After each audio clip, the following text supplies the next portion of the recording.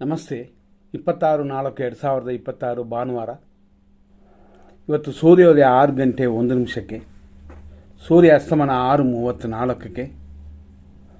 ಇವತ್ತು ದಶಮಿ ತಿಥಿ ಇದೆ, ಸಂಜೆ 6 ಗಂಟೆ 6 ನಿಮಿಷದವರೆಗೂ. ಆನಂತರ ಏಕಾದಶಿ.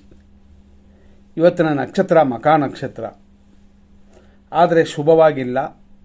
ಮರಣ ಸಂಪತ್ತು ನಾಶ ಇರೋದರಿಂದ ಸಂಜೆ 6 ಗಂಟೆಯವರೆಗೂ ಶುಭವಲ್ಲ, ಎಚ್ಚರ.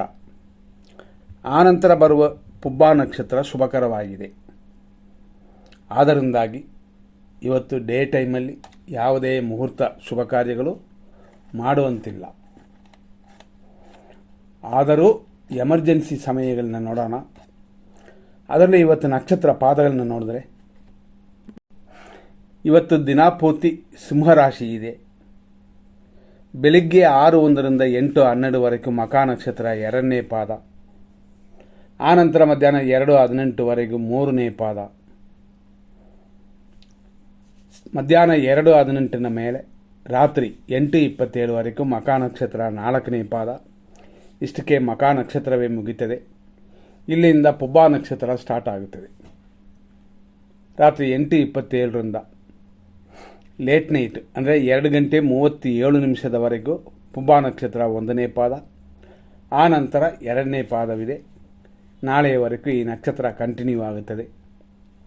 ಇವತ್ತಿನ ಅಭಿಜಿತ್ ಮುಹೂರ್ತ 11:52ರಿಂದ 12:43 ಇರೋದರಲ್ಲಿ ಒಂದು ಟೈಮು ಅಂತ, ಶುಭ ಸಮಯ ಅಂತ. ಯಾಕೆಂದರೆ ಇವತ್ತು ದಿನ ಸರಿ ಇಲ್ಲ, ಆದರೂ ಎಮರ್ಜೆನ್ಸಿಗೆ ಬೇಕಾಗಿರುತ್ತದೆ, ಅಂಥದ್ದು ಮಾತ್ರ ನೋಡ್ತೀವಿ.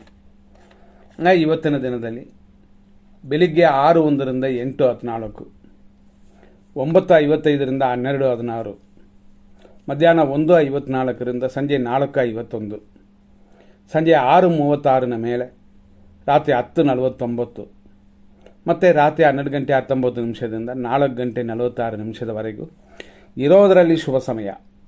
ಪದೇ ಪದೇ ಅಂತೀವಿ, ಇವತ್ತಿನ ದಿನ ಸರಿಯಿಲ್ಲ, ಎಮರ್ಜೆನ್ಸಿಗೆ ಮಾತ್ರ. ಬೆಳಿಗ್ಗೆ 8:16ರಿಂದ 9:53 ನಕ್ಷತ್ರ ವಿಷಘಟಿಕಾ ಕಾಲ. ಮಧ್ಯಾಹ್ನ 12:18ರಿಂದ 1:52 ಯಮಕಂಡ ಕಾಲವಿದೆ. ಸಂಜೆ 4:53ರಿಂದ ಸಂಜೆ 5:44ವರೆಗೂ ದುರ್ಮುಹೂರ್ತ.